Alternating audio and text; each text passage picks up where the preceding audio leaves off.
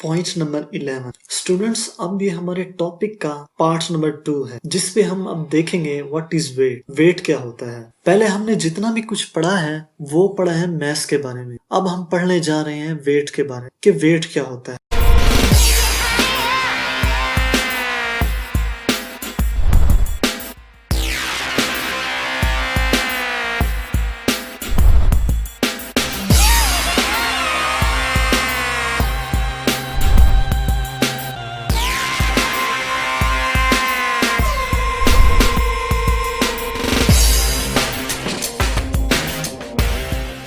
Wait दरअसल एक force को बोला जाता है। वेट क्या होता है? एक फोर्स का नाम है वेट। फोर्स भी एक फोर्स होती है और वेट भी एक्चुअली एक फोर्स है। अब हम इसकी डिटेल को देखते हैं। जब भी अर्थ किसी ऑब्जेक्ट को अपनी तरफ यानी सेंटर ऑफ अर्थ की तरफ, अपने सेंटर की तरफ जिस फोर्स से उसको अट्रैक्ट करती है किसी भी ऑब्जेक्ट को, तो हम उस फोर्स को कहते हैं उस ऑब्जेक्ट का वेट। यानी अगर एक ऑब्जेक्ट है उसे अर्थ अपनी तरफ 5 न्यूटन से अपनी तरफ अट्रैक्ट करेगी सेंटर की तरफ, तो ये 5 न्यूटन फोर्स उसका वेट होगा। तो जितनी ज्यादा फोर्स से अर्थ किसी ऑब्जेक्ट को अपनी तरफ अट्रैक्ट करती है उतना ही ज्यादा उस ऑब्जेक्ट का वेट होता है। तो वेट क्या है? वेट वो फोर्स है जिसकी वजह से अर्थ किसी ऑब्जेक्ट को अपने सेंटर ऑफ अर्थ की तरफ अट्रैक्ट करती है। इन शॉर्ट वर्ड्स, जब भी कोई ऑब्जेक्ट जिस फोर्स के साथ सेंटर ऑफ अर्थ की तरफ अट्रैक्टेड होगा, तो जितनी फोर्स होगी उसी फोर्स को हम उसका ऑब्जेक्ट का वेट बोलें। Point number 12 qualities of weight. Weight की क्या क्वालिटीज हैं? सबसे पहले हम इसका यूनिट देख लेते हैं। वेट का जो एसआई यूनिट है उसको बोलते हैं न्यूटन। मैस का जो यूनिट था वो था किलोग्राम, लेकिन वेट का जो यूनिट है वही यूनिट होगा जो कि फोर्स का यूनिट। फोर्स का यूनिट भी न्यूटन है और वेट का यूनिट भी न्यूटन होगा, क्योंकि मैंने आपको पहले ही बताया है कि वेट भी एक फोर्स है, इसलिए फोर्स और वेट इनका सेम ही एसआई यूनिट होता है जो कि न्यूटन है। अब हम देखते हैं कि इसकी डायरेक्शन क्या होती है। वेट जो होता है एक वेक्टर क्वांटिटी है, जबकि मैस एक स्केलर क्वांटिटी है। वेक्टर क्वांटिटी होने का यह मतलब है कि वेट की डायरेक्शन होती है जबकि मैस की डायरेक्शन नहीं होती। अब जब हमने ये कहा है कि वेट की डायरेक्शन होती है, तो ये भी तो क्वेश्चन है कि इसकी डायरेक्शन कहाँ होती है। वेट जो होता है इसकी डायरेक्शन हमेशा वर्टिकली डाउनवर्ड होती है। क्यों वर्टिकली डाउनवर्ड होती है?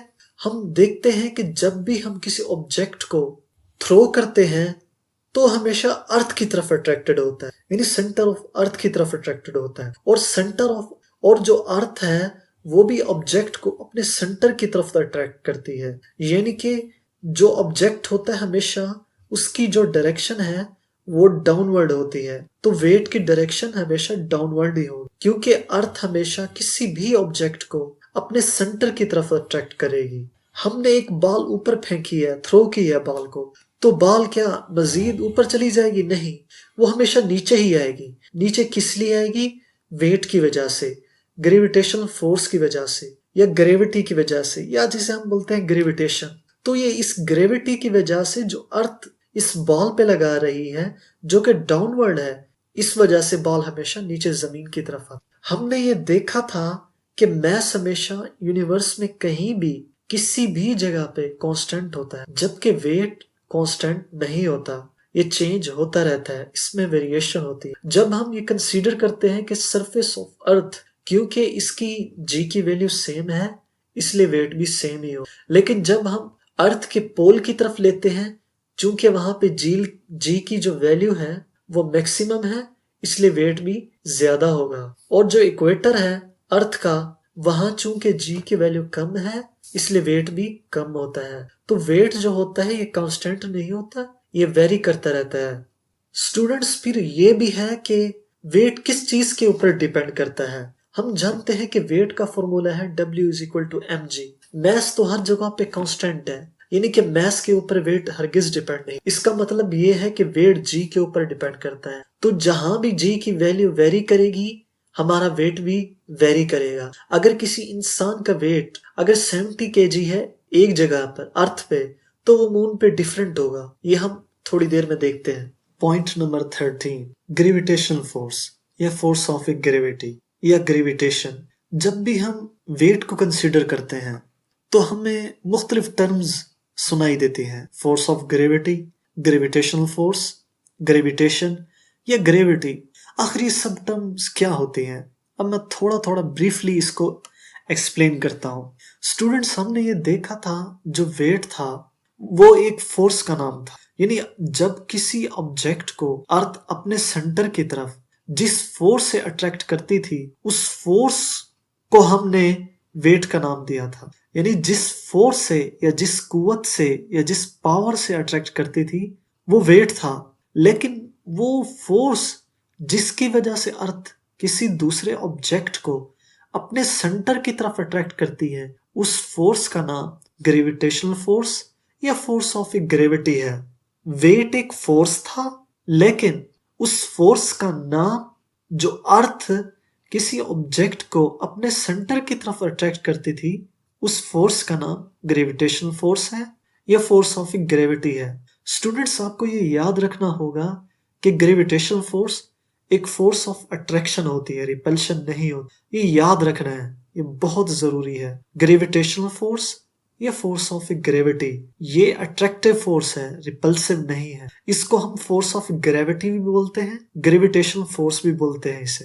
Point number 14, weight on earth and weight on a moon. हमने किसी ऑब्जेक्ट का एक वेट फाइंड किया है अर्थ के ऊपर। क्या जो हमने वेट अर्थ के ऊपर फाइंड किया है या मेजर किया है, क्या वो मून के ऊपर सेम होगा? इसका क्या आंसर होगा? चूंकि हम जानते हैं कि वेट एक कांस्टेंट नहीं है, ये जी के ऊपर डिपेंड करता है, इसलिए ये कभी भी अर्थ के ऊपर और मून के ऊपर कभी भी सेम नहीं हो। चूंकि हम जानते हैं कि अर्थ के सरफेस के ऊपर तो वेट या जी की वैल्यू तो सेम है, तो वेट सेम हो। इक्वेटर पे और पोल पे चूंकि जी की वैल्यू डिफरेंट है, इसलिए वेट भी डिफरेंट होगा। और मून पे वेट तो और भी ज्यादा डिफरेंट। स्टूडेंट्स, हम जानते हैं कि जो वेट होता है, चूंकि जी की जो वैल्यू है मून के ऊपर वो अर्थ से 1/6 होती है। यानी अगर हमने इंसान का एक वेट को मेजर किया है, उसका वेट था 60 kg अर्थ के सरफेस के ऊपर। अब जो हम उस वेट को मून के ऊपर मेजर करेंगे, क्या वो सेम होगा? नहीं होगा। ये हमेशा 6 गुना कम होगा, क्योंकि जी की वैल्यू 6 टाइम लेस होती है, 1/6 होती है, 1/6। इसलिए किसी ऑब्जेक्ट का वेट जो कि अर्थ के सरफेस के ऊपर 60 था, वो मून के ऊपर 6 होगा न्यूटन में। इसलिए हम ये कहते हैं कि वेट मून के ऊपर और अर्थ के ऊपर डिफरेंट होता है। जो हम वेट अर्थ के सरफेस के ऊपर फाइंड करेंगे, वो वेट मून के ऊपर 6 टाइम लेस होगा। अगर किसी ऑब्जेक्ट का वेट अर्थ की सरफेस के ऊपर 90 न्यूटन हो, तो वो मून पे 15 न्यूटन हो, यानी कि 6 टाइम लेस होगा, 1/6। पॉइंट नंबर 15, स्टूडेंट्स, हमने मैस को और वेट को आपस में डिफरेंशिएट किया, इसका कंपैरिजन किया। अब मैं आपसे कुछ पूछना चाहता हूँ, क्या वेट की टाइप्स वगैरह भी होती हैं? क्या वेट में भी टाइप्स होती हैं? अगर होती हैं तो कौन कौन सी होती हैं? जी भाई, वेट में रियल वेट भी होता है, अपेरेंट वेट भी होता है। Real weight mean actual weight और दूसरा होता है अपेरेंट वेट। तो ये रियल वेट और अपेरेंट वेट ये क्या चीज होती है? अब मैं थोड़ा सा ब्रीफली इसको एक्सप्लेन करूंगा। जो रियल वेट होता है या जिसे एक्चुअल वेट बोलते हैं, वो वही वेट होता है जिसे हम कॉमन नेम में वेट ही बोलते हैं। यानी जब किसी ऑब्जेक्ट को अर्थ जिस फोर्स से अट्रैक्ट करेगी, उसे हम रियल वेट बोलेंगे या एक्चुअल वेट बोलेंगे। दूसरे लफ्जों में, gravitation pull of earth on an object is called real weight. इसका क्या मतलब है? यानी किसी ऑब्जेक्ट पर जब अर्थ जो फोर्स लगाती थी, वही जो वेट था उसको हमने अब रियल वेट कह दिया है। तो अपेरेंट वेट क्या चीज होती है? अब देखते हैं अपेरेंट वेट को। अपेरेंट वेट को हम एक एग्जाम्पल से समझते हैं, अपनी ह्यूमन की एग्जाम्पल से। जब हम खुद को देखते हैं, हम ये कंसीडर करते हैं कि हम अर्थ की सरफेस के ऊपर रुके हुए हैं या ठहरे हुए हैं, या अर्थ की सरफेस के साथ हमारा कांटेक्ट है।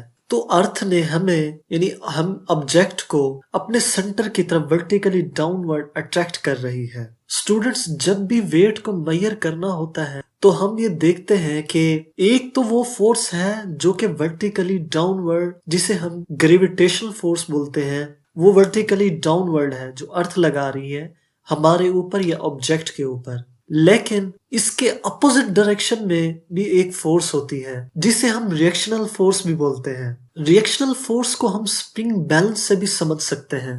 जब हम कोई मैस को स्प्रिंग बैलेंस के साथ अटैच कर देते हैं तो हम देखते हैं कि उस स्प्रिंग बैलेंस डाउनवर्ड की तरफ थोड़ा सा हो जाता है, यानी थोड़ा सा उसका स्केल डाउन हो जाता है। अब क्या हम जो वेट मेजर कर रहे हैं, ये जो हमारा बैलेंस है, क्या इस वेट को मेजर कर रहा है या इस फोर्स को मेजर कर रहा है जो कि अर्थ उस ऑब्जेक्ट के ऊपर या मैस के ऊपर लगा रही है? हरगिज नहीं।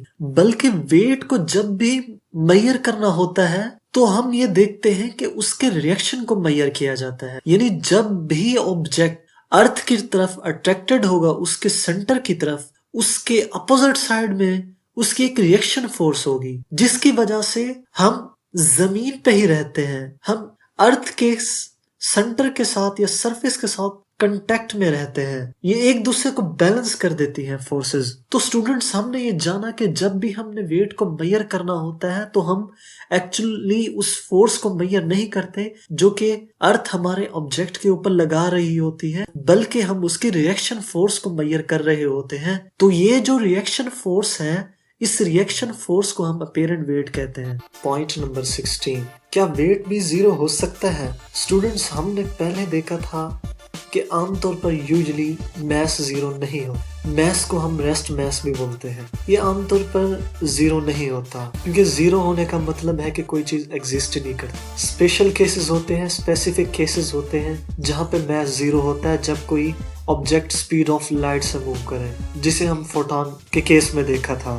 तो क्या वेट जीरो हो सकता है? तो इसका आंसर है यस, वेट जीरो हो सकता है, वेट जीरो होता है और होता है। वेट कब जीरो होता है, अब ये देखते हैं। जब भी कोई ऑब्जेक्ट अर्थ के सेंटर की तरफ ऐसी हालत में फॉल करे कि उस पे सिर्फ और सिर्फ एक ही फोर्स लगे, उस फोर्स का नाम है फोर्स ऑफ ग्रेविटी, जो कि हो वर्टिकली डाउनवर्ड, मगर उसके अपोजिट डायरेक्शन में कोई रिएक्शनल फोर्स या कोई रेजिस्टिव फोर्स जैसे कि एयर फ्रिक्शन वगैरह, कोई भी दूसरी ऐसी रेजिस्टेंस फोर्स ना लगे, सिर्फ और सिर्फ फोर्स ऑफ ग्रेविटी हो या अट्रैक्टिव फोर्स हो जो कि डाउनवर्ड हो, तो ऐसी कंडीशन में ऑब्जेक्ट को बोला जाता है फ्री फॉल कंडीशन में। तो फ्री फॉल कंडीशन में जब भी कोई ऑब्जेक्ट होता है तो हम ये कहते हैं कि वो ऑब्जेक्ट वेट लेसनेस कंडीशन में है, यानी कि ऐसी कंडीशन में ऑब्जेक्ट का वेट लेस होता है या जीरो होता है। वेट लेस या वेट के जीरो होने का मतलब हरगिज ये नहीं है कि उस ऑब्जेक्ट का जो वेट था वो खत्म हो गया है, बल्कि वेट दरअसल एक ऐसी फीलिंग है या ऐसी प्रॉपर्टी है, ये उस वक्त होती है जब कोई ऑब्जेक्ट अर्थ के सरफेस के साथ कांटेक्ट करता है। लेकिन जब कोई ऑब्जेक्ट फ्री फॉल कंडीशन में होता है, उसका अर्थ के साथ कोई कांटेक्ट नहीं होता, तो ऐसी कंडीशन में, उस ड्यूरिंग कंडीशन में कि जब वो अर्थ के साथ कांटेक्ट भी ना हो और उस पे कोई रेजिस्टिव फोर्स भी ना लगे, सिर्फ एक ही फोर्स लगे, उस फोर्स का नाम है फोर्स ऑफ ग्रेविटी, तो ये वेट जीरो होगा। मगर एक्चुअल वेट उस सब्जेक्ट का होगा जितना था। अगर 600 न्यूटन है उस सब्जेक्ट का वेट, तो वो 600 न्यूटन ही रहेगा। दरअसल ये अपेरेंट वेट जीरो हो रहा है, ये रियल वेट या एक्चुअल जिसे वेट हम बोलते हैं, ये जीरो नहीं हो रहा। रियल वेट जो उस सब्जेक्ट का जो भी था वो वही ही रहेगा। फ्री फॉलिंग कंडीशन में जो ऑब्जेक्ट है उसका वेट जो जीरो है, ये अपेरेंट वेट है। तो इसका आंसर क्या है? वेट जीरो हो सकता है फ्री फॉलिंग कंडीशन में जब कोई ऑब्जेक्ट पे सिर्फ एक ही फोर्स लगे, फोर्स ऑफ ग्रेविटी, और उस पे कोई रिपल्सिव फोर्स या रेजिस्टिव फोर्स ना हो, तो ऐसी कंडीशन में ऑब्जेक्ट वेटलेसनेस की कंडीशन में होता है और अपेरेंट। स्टूडेंट, आपने हरगिज ऐसा नहीं करना कि छत से छलांग लगा दो। छत से फ्लाई कर जाना है कि हमारा वेट जीरो हो जाता है तो हम वेटलेसनेस की कंडीशन में आ जाते हैं। हम फ्री फॉलिंग कंडीशन में हैं तो हमारा वेट चूंकि 0 होगा तो हमें कोई चोट नहीं लगेगी। हरगिज ऐसा नहीं करना। ये अपेरेंट वेट होता है जो कि सिर्फ और सिर्फ चंद सेकंड्स के लिए होता है, इसलिए तो अपेरेंट वेट बोलते हैं इसे, मतलब ज़ाहिरी वेट, जो कि सिर्फ और सिर्फ चंद सेकंड्स के लिए होता है। यानी जब तक आपका अर्थ के साथ कांटेक्ट नहीं होगा तब तक आप वेटलेसनेस की कंडीशन में। जब आप जमीन पे आके गिर जाएंगे तो आपका एक्चुअल वेट काउंट होगा। तो ये अपेरेंट वेट होता है, ये सिर्फ चंद सेकंड्स के लिए होता है, ज़ाहिरी होता है, हकीकी में ऐसा नहीं होता। आपने ऐसी गलती हरगिज नहीं करनी। अपेरेंट वेट को अपेरेंट वेट क्यों बोला जाता है, यानी आर्जी वेट। ये आखिर आर्जी वेट या अपेरेंट वेट क्यों है? ये इसलिए है क्योंकि ये चंद सेकंड्स के लिए होता है, कभी चेंज हो जाता है, आर्जी होता है, कंडीशंस पे डिपेंड करता है। अगर ऑब्जेक्ट मूव कर रहा होगा तो ये शायद चेंज हो सकता है, या किसी ऑब्जेक्ट की वेलोसिटी या एक्सेलरेशन चेंज हो जाता है तो ये अपेरेंट वेट भी चेंज हो जाता है। इसको हम देखते हैं कैसे चेंज होता है। हम एक सपोज करते हैं हम एलिवेटर या लिफ्ट में खड़े हुए हैं। जब एलिवेटर डाउनवर्ड डायरेक्शन में मूव करती है तो एक तो वो फोर्स होती है जो कि वर्टिकली डाउनवर्ड होती है, जो कि अर्थ हमारे ऊपर लगा रही है, और एक वो फोर्स है जो उसकी रिएक्शनल फोर्स है जिसे हम नॉर्मल रिएक्शन फोर्स, जो कि अपोजिट डायरेक्शन में होती है, जो कि ऑब्जेक्ट लगाता है। तो ये दो फोर्सेस हैं, फोर्सेस ऑफ ग्रेविटी और दूसरी रिएक्शन फोर्स। अब चूंकि एलिवेटर डाउनवर्ड डायरेक्शन में मूव कर रही है तो हम ये सपोज कर रहे हैं कि उसकी वेलोसिटी यूनिफॉर्म वेलोसिटी नहीं है। तो जैसे ही एलिवेटर डाउनवर्ड डायरेक्शन में मूव करेगी एक्सेलरेशन चेंज होगा।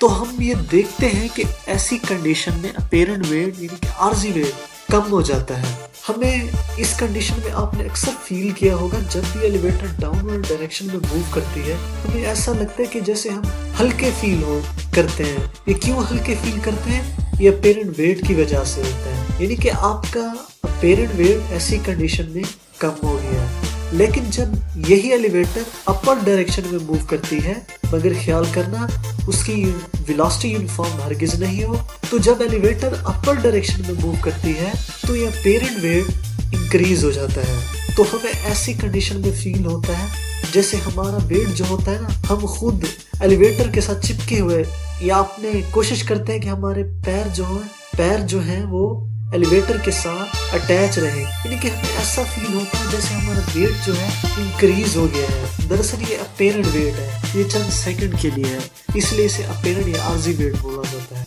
स्टूडेंट्स, आपने लॉ ऑफ ग्रेविटेशन में पढ़ा होगा, जब दो ऑब्जेक्ट्स जिनका मास m1 और m2 है तो वो एक दूसरे को अट्रैक्ट करते हैं, तो ये जो अट्रैक्टिव फोर्सेस होती है इक्वल होती हैं बट अपोजिट डायरेक्शन में होती हैं। ये याद रखना, ये अट्रैक्टिव फोर्सेस होती हैं। तो ये जो फोर्स होती है अट्रैक्टिव फोर्स, ये इक्वल होती है F is equal to Gmf और r²।